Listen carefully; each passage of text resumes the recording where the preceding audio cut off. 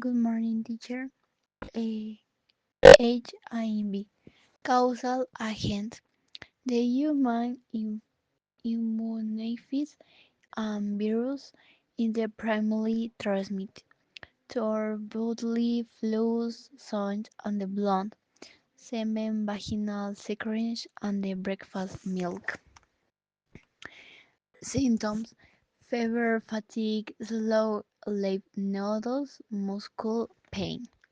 Tips on the about HIV: use condoms, don't share needles, talk to a health taker professional about PrEP, PED, and regular testing. Because it's a transmission through blood, HIV is a transmission by contact with the blood of an infected person through transfusion, sharing, neglect, sexual contact, or from mother to child during childbirth or breastfeeding. Thank you.